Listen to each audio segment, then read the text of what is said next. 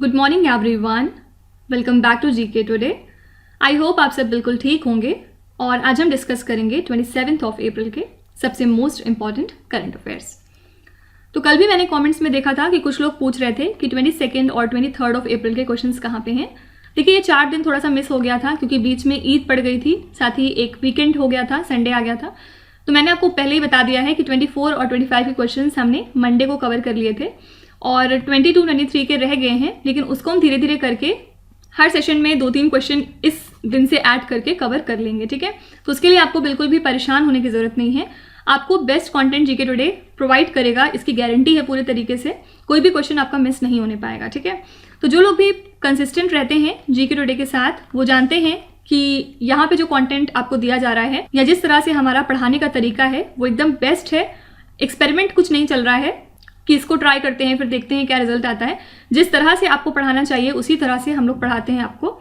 बस आपको ज़रूरत है थोड़ा सा जीके टुडे के ऊपर ट्रस्ट करने की और बस कंसिस्टेंट रहिए। मेरा बस यही एक कहना रहता है जो मैं आपको रोज़ कहती हूँ कि प्लीज़ आप इन लेक्चर्स के साथ कंसिस्टेंट रहिए, क्योंकि हर दिन हम लोग एक करंट अफेयर्स वाला सेशन करते हैं जिसमें हम लोग आज के करंट अफेयर्स देखते हैं। उसके बाद हमारा रिवीजन का सेशन रहता है जिसमें हम पुराने एक मंथ को पकड़ के उसको रिवाइज करते हैं अच्छे से। फिर इसके अलावा आपको मंथली रिवीजन का एक वीडियो मिलता है जिसमें आप एक मंथ को बैठ के 3 घंटे में आराम से कवर कर सकते हैं। तो इतना कुछ करने के बाद जीके टुडे का बस ये टारगेट है कि करंट अफेयर्स के पोर्शन में आप एटलीस्ट 95% तक स्कोर करें, 92-95% तक, ठीक है। क्योंकि करंट अफेयर्स काफ़ी ज़्यादा स्कोरिंग सेक्शन होता है। इसमें आपको लास्ट के 4-5 महीने के करंट अफेयर्स अगर ठीक ठाक पता हैं तो आप बहुत ईजिली इतना स्कोर कर सकते हैं। साथ ही एक बात और रहती है कि आपको स्मार्ट स्टडी करनी चाहिए और हम लोग ऐसे बस पढ़ने में विश्वास नहीं रखते हैं कि बस पढ़ते चले जाइए, पता नहीं वो आता है एग्जाम में कि नहीं, ये सब मालूम ही नहीं है। तो जो भी क्वेश्चन है, जैसे 4-5 महीने में बहुत सारी न्यूज़ आती है, लेकिन इसमें जो भी मोस्ट इंपॉर्टेंट क्वेश्चन है वही आपके एग्जाम के लिए सबसे ज़्यादा ज़रूरी हैं और उनके ऊपर ही हम बार बार फिर फोकस करते हैं, ठीक है। तो प्लीज़ थोड़ा सा ट्रस्ट रखिए अपना जीके टुडे के ऊपर। आपको जीके टुडे से कभी भी कोई निराशा नहीं होगी। और बहुत सारे लोग ऐसे हैं जो देख रहे होंगे कि उनका मॉक टेस्ट में जो नंबर आ रहा है वो इम्प्रूव हो रहा है, या फिर अगर आप कोई भी एग्जाम देने जाते हैं तो उसमें देखते होंगे आपकी जो करंट अफेयर्स के क्वेश्चन वहाँ पे आ रहे हैं वो कहीं ना कहीं हमारे वीडियोज़ में ही रहते हैं। तो प्लीज़ अगर आपको लगता है कि आप इन लेक्चर से बेनिफिट कर रहे हैं तो आप अपना रिव्यू ज़रूर लिखा करिए कमेंट्स में। इससे दूसरों को मोटिवेशन मिलती है। हम ऐसे बोलते रहेंगे तो शायद आपको ट्रस्ट ना हो, लेकिन आपके बीच में इसी अगर कोई बोलेगा कि हाँ एग्जाम में ये क्वेश्चन आते हैं या फिर मैंने इससे बेनिफिट किया है, तो वो आपके लिए ज़्यादा फिर मोटिवेटिंग हो जाता है, राइट। तो इसीलिए मैं आपको सजेस्ट करती हूँ हमेशा कि आप लोग खुद भी मोटिवेटेड रहिए और दूसरों को भी अपने साथ साथ मोटिवेट करिए और टारगेट बनाइए कि इसी साल आपको इंशाल्लाह जॉब लेनी है, ठीक है। तो चलिए फिर अपना सेशन हम स्टार्ट करते हैं। What is Magna Porte Orize which was seen in the news recently? हाल ही में समाचारों में देखा गया मैग्ना पोर्थे ओराइजा क्या है, ये क्या चीज़ है, आपको ये बताना है। ये एक तरह का फंगस है जो आजकल वीट ब्लास्ट काफ़ी ज़्यादा क्रिएट कर रहा है, ठीक है। और ये पूरी की पूरी वीट क्रॉप्स को डिस्ट्रॉय कर रहा है। कौन सी कंट्री में? साउथ अमेरिका में, जिसकी वजह से साउथ अमेरिका में फूड इनसिक्योरिटी की प्रॉब्लम सामने आ रही है। इसके अलावा जो साइंटिस्ट हैं उन्होंने वार्निंग दी है कि ये जो फंगस है ये पूरी दुनिया में भी फैल सकता है, जस्ट लाइक कोविड-19। और इसके जो केसेस हैं वो हमें इसके पहले देखने को मिले थे एशिया में, कब? 2016 में। बाद में फिर एक बार हमें अफ्रीका में भी दिखा था 2018 के टाइम पे। और प्रेजेंट में अब ये अमेरिका को काफ़ी ज़्यादा इन्फेक्ट कर रहा है, ठीक है। तो बस याद रखिएगा कि मैग्ना पोर्थे ओराइजे क्या है, तो ये एक तरह का फंगस है। What amount has been allotted to the national quantum mission? राष्ट्रीय क्वांटम मिशन को कितनी राशि आवंटित की गई है? तो नेशनल क्वांटम मिशन को अप्रूव किया था यूनियन कैबिनेट ने कुछ दिनों पहले, और इसका एम है जो भी साइंटिफिक और इंडस्ट्रियल रिसर्च और डेवलपमेंट है उसको नर्चर और स्केल करना, साथ ही एक इनोवेटिव इकोसिस्टम को क्रिएट करना क्वांटम टेक्नोलॉजी की फील्ड में, ठीक है। और इसके लिए सेंटर ने अप्रूव किया है 6003 crore rupees for the national quantum mission, ताकि जो साइंटिफिक और इंडस्ट्रियल रिसर्च डेवलपमेंट है क्वांटम टेक्नोलॉजी में उसको हम फंड कर सकें, ठीक है। तो कितना अमाउंट अलॉट किया गया है नेशनल क्वांटम मिशन के लिए? तो आंसर है 6000 करोड़ रुपीज़। ये रफ अमाउंट है, आप कह सकते हैं। नेक्स्ट है, which city hosted the national conference on water sufficient panchayat, clean and green panchayat and healthy panchayat? किस शहर ने जल पर्याप्त पंचायत, स्वच्छ और हरित पंचायत और स्वस्थ पंचायत पर राष्ट्रीय सम्मेलन की मेज़बानी की? तो ये जो नेशनल कॉन्फ्रेंस है on water sufficient panchayat, clean and green panchayat and healthy panchayat, ये होगी नई दिल्ली में, ठीक है। और इसमें बेस्ट प्रैक्टिसेस को दिखाया जाएगा जो कि फॉलोड होंगी बाय पंचायती राज इंस्टीट्यूशंस। साथ ही कैपेसिटी बिल्डिंग को ऑगमेंट किया जाएगा इलेक्टेड रिप्रेजेंटेटिव्स की with greater exposure, interactive learning and experience sharing, ठीक है। तो कौन सी सिटी होस्ट है इस पर्टिकुलर कॉन्फ्रेंस के लिए? आंसर है New Delhi. Which state passed a bill to provide reservation in the state government jobs from 60% to 77%? किस राज्य ने राज्य सरकार की नौकरियों में 60% से 77% आरक्षण प्रदान करने के लिए एक विधेयक पारित किया है? तो ये है झारखंड। और Jharkhand reservation of vacancies in post and services bill 2022 में प्रपोज किया गया है कि जो रिजर्वेशन है स्टेट गवर्नमेंट जॉब्स में SC, ST, OBC और इकोनॉमिकली वीकर सेक्शंस के लिए वो 60% से बढ़ा के 77% कर दिया जाएगा, ठीक है। लेकिन झारखंड के जो गवर्नर हैं उन्होंने इस बिल को वापस किया है और उन्होंने बोला है कि इसको फिर से रिव्यू करने की ज़रूरत है, ठीक है। अच्छा, एक छोटा सा मैं पॉलिटी का क्वेश्चन यहाँ पे आपसे पूछती हूँ। इन केस झारखंड के गवर्नर जो हैं पहले तो उन्होंने रिव्यू करने के लिए वापस भेज दिया है, लेकिन मान लीजिए कि पार्लियामेंट ने फिर से झारखंड के गवर्नर के पास ये बिल भेजा, तो फिर गवर्नर के पास क्या क्या ऑप्शन है? फर्स्ट, सेकेंड, थर्ड ऑप्शन यहाँ लिख देती हूँ। फर्स्ट ऑप्शन है कि वो फिर से वापस कर दें बिल को फिर से रिव्यू करने के लिए। सेकेंड है कि वो उसको साइन नहीं करेंगे और कह देंगे कि इस पर साइन नहीं होगा। थर्ड है कि वो मैंडेटरी तौर पे साइन करेंगे इस बिल को। तो आप इस तीनों में से बता सकते हैं कि अगर इन केस पार्लियामेंट ने दोबारा ये बिल भेजा झारखंड के गवर्नर के पास तो उनके पास क्या क्या ऑप्शंस हैं। और प्रेजेंट में अगर बात करें तो झारखंड के गवर्नर कौन है? मिस्टर CP राधाकृष्णन जी, ठीक है। नेक्स्ट है, which union ministry has launched the साथी पोर्टल एंड मोबाइल एप्लीकेशन? किस केंद्रीय मंत्रालय ने साथी पोर्टल और मोबाइल एप्लीकेशन को लॉन्च किया है? तो ये है union agriculture and farmers welfare minister, कौन है? नरेंद्र सिंह तोमर। हाल ही में इन्होंने साथी पोर्टल को लॉन्च किया है। साथी का फुल फॉर्म क्या होता है? Seed traceability authentication and holistic inventory portal, ठीक है। ये आप कह सकते हैं कि एक तरह का सेंट्रलाइज्ड ऑनलाइन सिस्टम है फॉर सीड ट्रेसिबिलिटी, ऑथेंटिकेशन और इन्वेंट्री, जो कि इस तरह से डिज़ाइन होती है ताकि वो सीड प्रोडक्शन के चैलेंजेस को टैकल कर सके, साथ ही जो क्वालिटी सीड आइडेंटिफिकेशन है और सीड की जो सर्टिफिकेशन है उन सब पे खरा उतर सके, ठीक है। इसको डेवलप किया है NIC ने, किसके साथ कोलैबोरेट करके? Ministry of agriculture and farmers welfare के साथ। तो याद रखिएगा साथी पोर्टल किससे एसोसिएटेड है? Ministry of agriculture and farmers welfare, और इसके मिनिस्टर हैं हमारे नरेंद्र सिंह तोमर। अच्छा, इसके अलावा आजकल सिनेमाटोग्राफ अमेंडमेंट बिल भी काफ़ी ज़्यादा न्यूज़ में है। क्या है ये? तो यूनियन कैबिनेट ने हाल ही में क्लियर कर दिया है सिनेमाटोग्राफ अमेंडमेंट बिल 2023, जिसमें प्रोविजंस दिए गए हैं कि पनिशमेंट और ज़्यादा बढ़ा दिया जाएगा for film piracy and the introduction of new age categories for classifying the films, ठीक है। मतलब कुछ और कैटेगरीज को इंक्लूड किया गया है फिल्म्स को क्लासीफाई करने के लिए। और ये जो बिल है ये इंट्रोड्यूस किया जाएगा अपकमिंग मॉनसून सेशन में पार्लियामेंट के, as per the information and broadcasting ministry, ठीक है। इसके मिनिस्टर कौन है? अनुराग सिंह ठाकुर। अच्छा, अगर आपसे पूछें कि कौन सी मिनिस्ट्री है जो कि सिनेमाटोग्राफ अमेंडमेंट बिल से रिलेटेड है, तो याद रखिएगा ministry of information and broadcasting. कोई भी जब बिल वगैरह पास होता है या किसी में अमेंडमेंट होता है तो ज़्यादातर क्वेश्चन आपके एग्जाम में यही पूछते हैं कि ये पर्टिकुलर चीज़ किस मिनिस्ट्री से रिलेटेड है या कौन सी मिनिस्ट्री इसको देखती है।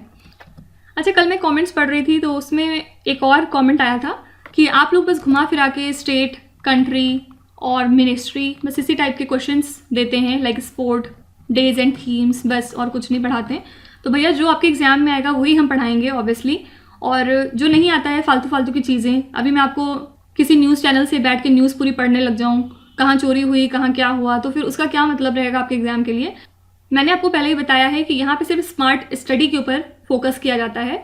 जो चीज़ें आपके एग्जाम में आएंगी बार बार जो पूछी जा रही हैं, जो पैटर्न है आपके करंट अफेयर्स का, जाहिर सी बात है हम उसी में आपको रखेंगे, उसी दायरे में। कुछ भी फालतू पढ़ा के आपका दिमाग नहीं खर्च करना है, क्योंकि ऑलरेडी आपके पास बहुत कुछ है पढ़ने के लिए सब्जेक्ट्स में। बाकी अगर हमें पढ़ाना हो तो हम एक दिन में 100 क्वेश्चन भी बना के आपको दिखा सकते हैं यहाँ पे, लेकिन जब उनका मतलब ही नहीं है तो क्या फ़ायदा फिर आपका टाइम और अपना टाइम भी वेस्ट करने का। यहाँ पे आपको एकदम क्वालिटी कंटेंट प्रोवाइड करने में हम विश्वास रखते हैं, और यही रीज़न है कि हम फालतू क्वेश्चंस को यहाँ पे नहीं इंक्लूड करते हैं। जो आपका एग्जाम है उसमें करंट अफेयर्स में यही सब कैटेगरी आती है: state, country, sport current affairs, days and themes, फिर साइंस एंड टेक्नोलॉजी से रिलेटेड, फिर स्पेस करंट अफेयर्स, ये सब जो आता है वही हम यहाँ पे कवर करते हैं। एनीवेज चलिए नेक्स्ट क्वेश्चन देखते हैं। Which Asian country is set to launch the digital highway network? कौन सा एशियाई देश डिजिटल हाईवे नेटवर्क को लॉन्च करने के लिए बिल्कुल तैयार है? तो नेशनल हाईवेज लॉजिस्टिक मैनेजमेंट, जो कि एक fully owned special purpose vehicle है इंडियन गवर्नमेंट की, ये डेवलप करेगी इस डिजिटल हाईवे नेटवर्क को bye setting up integrated utility corridors along the national highway, ठीक है। और इस इनिशिएटिव के अंतर्गत जो ministry of road transport and highways है, इसने डिज़ाइन किया है 1367 किलोमीटर्स को दिल्ली मुंबई एक्सप्रेसवे की और 512 kilometres of Hyderabad Bangalore express corridor as the pilot routes for the digital highway development, ठीक है। तो कौन सी एशियन कंट्री है जो लॉन्च कर रही है डिजिटल हाईवे नेटवर्क को? तो ये है इंडिया, ठीक है। नेक्स्ट है which country host the multilateral defence exercise named as Orion? कौन सा देश ओरियन नामक बहुपक्षीय रक्षा अभ्यास की मेजबानी करता है? तो एक्सरसाइज ओरियन एक बायलेटरल मिलिट्री एक्सरसाइज है between Indian air force and the French air and space force, और ये स्टार्ट हुई है फ्रांस कंट्री में, ठीक है। इसमें इंडियन एयरफोर्स पार्टिसिपेट कर रहा है with 4 Rafale, 2 C-17, 2 LL-78 aircraft and 165 air warriors. और याद रखिएगा ये पहला ओवरसीज एक्सरसाइज है इंडियन एयरफोर्स की राफेल एयरक्राफ्ट का भी, ठीक है। तो 2 बातें याद रखिएगा, ये जो ओरियन है ये होती है बिटवीन इंडिया एंड फ्रांस और इस साल होस्ट है फ्रांस कंट्री, ठीक है। अच्छा, कौन सी यूनियन मिनिस्ट्री है जो युवा पोर्टल से एसोसिएटेड है? किस लिए? To identify potential young startups. तो ये है union science and technology ministry. इसके मिनिस्टर हैं जितेंद्र सिंह और इन्होंने लॉन्च किया है युवा पोर्टल को ताकि ये पोटेंशियल यंग स्टार्टअप्स को आइडेंटिफाई कर सकें। और इसके लिए इन्होंने लॉन्च किया 1 वीक 1 लैब प्रोग्राम को भी, जिसके थ्रू अपॉर्चुनिटीज़ प्रोवाइड किए जाएंगे CSIR लैब्स में, ताकि शोकेस किया जाए किस तरह का काम CSIR लैब हमारी करती है, ताकि जो दूसरे लोग हैं वो लोग भी इसको कर सकें। तो बस सिंपली याद रखिएगा युवा पोर्टल से कौन सी मिनिस्ट्री रिलेटेड है, ये है ministry of science and technology. Andre Rublev who has one the Monte Carlo title is from which country? Monte Carlo खिताब जीतने वाले एंड्रे रुब्लेव किस देश से बिलोंग करते हैं? तो ये बिलोंग करते हैं रशिया से और इन्होंने जीत लिया है मोंटे कार्लो टाइटल। किसको हरा के जीता है? तो हॉलगर रूने को, ठीक है। और हॉलगर रूने बिलोंग करते हैं डेनमार्क कंट्री को। और इसके पहले अगर हम बात करें तो इन्होंने 5 टॉप 10 प्लेयर्स को हराया था लास्ट ईयर और इन्होंने फिर जीता था टाइटल को पेरिस में, राइट। तो इस स्लाइड से 4 चीज़ें आपसे पूछी जा सकती हैं। फर्स्ट आपसे पूछेंगे विनर कौन है मोंटे कार्लो टाइटल का, तो ये है एंड्रे रुब्लेव। सेकंड आपसे पूछ सकते हैं कि एंड्रे रुब्लेव कौन सी कंट्री से बिलोंग करते हैं, तो आंसर हो जाएगा रशिया। थर्ड आपसे पूछा जाएगा कि एंड्रे रुब्लेव ने किसको हरा के जीता है, तो हॉलगर रूने को। और फोर्थ क्वेश्चन बन सकता है कि हॉलगर रूने कौन सी कंट्री से बिलोंग करते हैं, ये है डेनमार्क, ठीक है। तो इस तरह से एक एक स्लाइड से 4 क्वेश्चन इस फॉर्म में पूछे जा सकते हैं। Who is the first Indian women to be named as a Wisden cricketer of the year? Wisden cricketer of the year के रूप में नामित होने वाली पहली भारतीय महिला कौन है? तो हरमनप्रीत कौर जो हैं ये बन चुकी हैं पहली Indian women to be named as one of the Wisden's 5 cricketers of the year, और इन्होंने लीड किया था मुंबई इंडियंस को to win the inaugural women's premier league in the month of March, ठीक है। और इसके अलावा सूर्य कुमार यादव हमेशा चर्चे में रहते हैं। सूर्य कुमार यादव फीचर हुए हैं विजडन के leading T20 cricketer of the year की लिस्ट में, ठीक है। और प्रेजेंट में सूर्य कुमार यादव जो हैं ये नंबर 1 पोजीशन पे भी हैं in the ICC T20 men's ranking, ठीक है। तो याद रखिएगा पहली इंडियन वुमेन जिनको Wisden cricketer of the year बनाया गया है ये कौन है? Harmanpreet Kaur. Which state adopted a resolution urging the centre to extend the quota for Dalit Christians? किस राज्य ने दलित ईसाइयों के लिए कोटा बढ़ाने के लिए केंद्र से आग्रह करते हुए एक प्रस्ताव अपनाया है? तो तमिलनाडु की असेंबली ने हाल ही में एक रेजोल्यूशन अडॉप्ट किया है जिसमें उन्होंने सेंटर से रिक्वेस्ट करी है कि आप कोटा एक्सटेंड करिए वहाँ पे रहने वाले दलित क्रिश्चियंस के लिए, ठीक है। मतलब इसमें ये बात हुई है कि जो भी इनके स्टैट्यूटरी प्रोटेक्शन राइट्स और कंसेशन वगैरह हैं इंक्लूडिंग रिजर्वेशन वो बढ़ाए जाएं और ये दिया जाएगा किसको? ऐसे शेड्यूल्ड कास्ट मेंबर्स को जो क्रिश्चियन रिलीजन में कन्वर्ट हो चुके हैं, ठीक है। तो याद रखिएगा ये इनिशिएटिव किसका है, तमिलनाडु गवर्नमेंट का। नेक्स्ट है NMDC is exploring lithium reserves for mining in which particular country. NMDC किस देश में खनन के लिए लिथियम के भंडार की खोज कर रहा है? तो Indian iron ore miner NMDC limited फिलहाल लिथियम रिजर्व्स को एक्सप्लोर कर रहा है इन द कंट्री ऑस्ट्रेलिया। ठीक है, यहाँ के पर्थ वाली जगह पे, जो कि 200 किलोमीटर दूर है पर्थ से भी। ठीक है, और NMDC एक मेजॉरिटी ओनर है माइन का, जो कि लोकेटेड है इन माउंटेन बेवान इन ऑस्ट्रेलिया।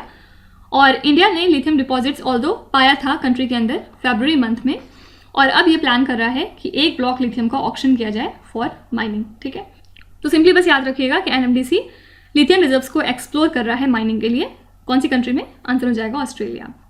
अच्छा, लिथियम रिजर्व्स के बारे में 3 पॉइंट इंपॉर्टेंट है।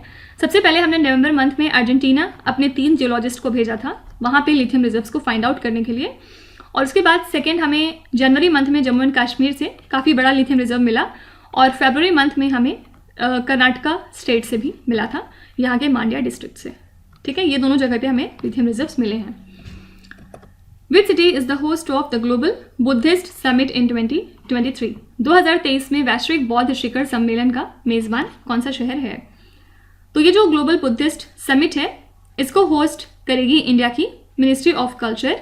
किसके साथ कोलैबोरेट करके? तो इंटरनेशनल बुद्धिस्ट कॉन्फेडरेशन के साथ। ठीक है, और इस समिट के लिए थीम क्या रखी गई है? थीम है responses to the contemporary challenges, philosophy to practice, ये थीम थी। ठीक है, तो याद रखिएगा कौन सी सिटी होस्ट है इस पर्टिकुलर समिट के लिए। आंसर हो जाएगा नई दिल्ली। तो ये थे हमारे आज के सभी इंपॉर्टेंट करंट अफेयर्स, और अब हम चलते हैं हमारे रिवीजन सेशन की तरफ, जिसमें हम मार्च मंथ के करंट अफेयर्स को फिलहाल रिवाइज कर रहे हैं। और आज ये पार्ट 6 रहेगा इस सीरीज में, जिसमें हम क्वेश्चन नंबर 76 से लेकर क्वेश्चन नंबर 90 तक देखेंगे। फर्स्ट क्वेश्चन है, the medium range surface to air missile is produced at which particular organisation? तो इंडियन नेवी ने सक्सेसफुल टेस्ट फायरिंग कंडक्ट की है medium range surface to air missile की। कहाँ से? From INS Visakhapatnam frontline warship. ठीक है, और इसको ज्वाइंटली डेवलप किया है DRDO ने, किसके साथ मिलके? Institute of actuaries of India के साथ। और इसको प्रोड्यूस कौन कर रहा है? Bharat dynamics limited. Which term refers to the areas situated beyond 200 nautical miles from the coastal countries exclusive economic zone? तो जो भी एरिया 200 नॉटिकल माइल के बियॉन्ड सिचुएटेड होते हैं कोस्टल कंट्रीज के एक्सक्लूसिव इकोनॉमिक जोन से, उसके लिए हम कौन सा पर्टिकुलर टर्म यूज़ करते हैं? तो इनको हम कहते हैं हाई सीज। ठीक है, किस वजह से न्यूज़ में थे आजकल ये? क्योंकि काफ़ी ज़्यादा थ्रेट देखने को मिल रहा है हाई सीज के लिए because of over fishing, illegal mining, pollution, habitat loss, climate change etcetera. और फाइनली नेगोशिएशंस होने के बाद जो 2 डिकेड से हो रहे थे, कंट्रीज़ ने डिसाइड किया है कि हाई सीज ट्रीटी को इम्प्लीमेंट किया जाएगा ताकि हम अपने मरीन बायोडाइवर्सिटी को प्रोटेक्ट और सस्टेनेबली यूज़ कर सकें। शब बारात is a famous event observed in which particular religion? सब जानते हैं ये इस्लामिक फेस्टिवल है एक, और इसको हम नाइट ऑफ फॉरगिवनेस भी कहते हैं। इसको हर साल शाबान मंथ जो होता है, इस्लामिक मंथ ऑफ शाबान, उसकी 15वीं तारीख को ऑब्जर्व करते हैं। Terran 1 which was seen in the news recently is the world's first what? ये क्या है? ये एक तरह का 3D प्रिंटेड रॉकेट है, और रिलेटिविटी स्पेस जो कि एक स्टार्टअप कंपनी है, इसने हिस्ट्री क्रिएट की है with the launch of Terran 1, जो कि दुनिया का पहला 3D प्रिंटेड रॉकेट है। ठीक है, और इसी के साथ Terran 1 largest 3D printed object होगा जो कि एक ऑर्बिटल फ्लाइट को अटेम्प्ट करेगा। Which Indian city is to host Khajuraho readdress return of treasures exhibition? इसके लिए वेन्यू है नई दिल्ली। इसका एम क्या था? जो इलिसिट ट्रैफिकिंग होती है एंटिक्विटीज़ की, उसके बारे में अवेयरनेस क्रिएट करना। TROPEX 2023 is a major operational level exercise conducted by which particular country? Answer हो जाएगा इंडिया। तो इस एक्सरसाइज में हिस्सा लिया इंडियन आर्मी ने, इंडियन एयरफोर्स ने और इंडियन कोस्ट गार्ड ने। Centre has recently directed NAFED NCCF for immediate intervention in market for the purchase of which particular product? Centre ने नाफेद को डायरेक्शन दी थी और national consumer cooperative federation of India limited को भी कि आप इमीडिएट तौर पे इंटरवीन करिए मार्केट में और रेड ऑनियन को परचेज करिए। ठीक है, रेड ऑनियन एक तरह की खरीफ क्रॉप होती है, और प्राइस स्टेबलाइजेशन फंड भी सेटअप किया गया for the procurement and storage of onion as a buffer ताकि जो सप्लाई चेन है वो हमारी स्मूथ रह सके during the lean season. Which country has opened military service to the women for the first time in 25 years? ये country है Colombia. Colombia में अब तक सिर्फ मेन ही मिलिट्री सर्विस दे सकते थे, जो कि किस दायरे में हो, 18 to 24 की एज ग्रुप में, लेकिन अब पहली बार वुमेन भी जा सकती हैं इनकी मिलिट्री सर्विस में। As a part of cricket diplomacy, Indian prime minister watched the border Gavaskar tournament with his counterpart of which country? तो क्रिकेट डिप्लोमेसी के तौर पे प्राइम मिनिस्टर ऑफ ऑस्ट्रेलिया कौन है? Mister Anthony Albanese. ये visit पे थे गुजरात स्टेट में, जहाँ पे इन्होंने साबरमती आश्रम को विजिट किया और वहाँ पे father of the nation Mahatma Gandhi को ट्रिब्यूट पे किया। इसके बाद प्राइम मिनिस्टर नरेंद्र मोदी और मिस्टर एल्बनीज दोनों ने एक साथ मिल के फर्स्ट डे देखा था 4th टेस्ट मैच का, बॉर्डर गवस्कर ट्रॉफी जो हुई थी बिटवीन द टू कंट्रीज। कहाँ पे? At Narendra Modi stadium. ठीक है। Which state set a Guinness world record for the highest number of essays written about a single person? ये स्टेट है असम। असम ने एक गिनीज वर्ल्ड रिकॉर्ड सेट किया था for the highest number of essays written about a single person. और chief minister कौन है असम के? ये हैं हेमंत बिस्व शर्मा। इनको ये गिनीज सर्टिफिकेट दिया गया जिसमें 43 लाख एसेज लिखे गए थे on Ahom general Lachit Borphukan on his 400th birth anniversary. ठीक है।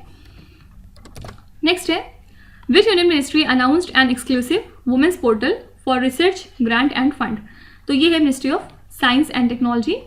इंटरनेशनल वुमेन्स डे के अकेजन पे इन्होंने एक पोर्टल लॉन्च किया for research grant and fund, और अब ये इफेक्टिव है फ्रॉम 1 अप्रैल 2023।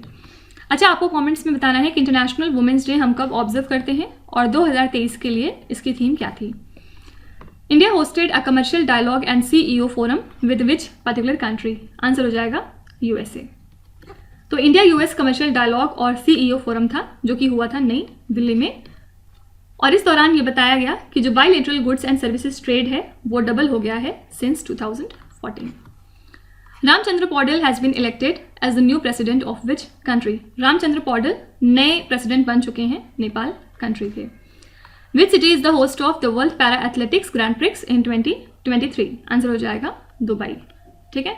किस वजह से न्यूज़ में था?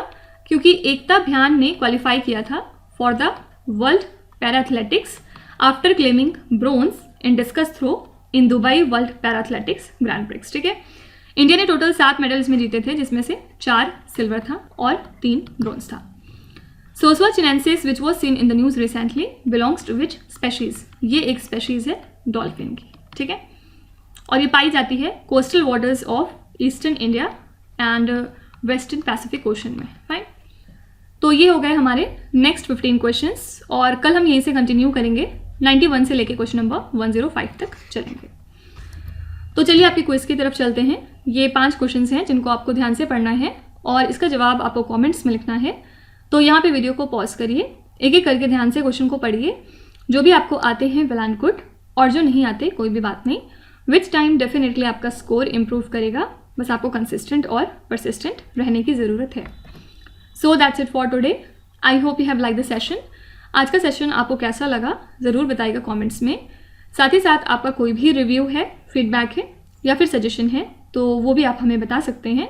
हमें जानकर खुशी होगी और हम पूरी कोशिश करेंगे उसको इम्प्लीमेंट करने की। तो कल फिर हम मिलेंगे सेम टाइम सेम जगह कल के करंट अफेयर्स के साथ। Till then stay tuned. Thank you so much for watching, and please do not forget to subscribe to GK Today. With this, Meenuz Hadsana signing off.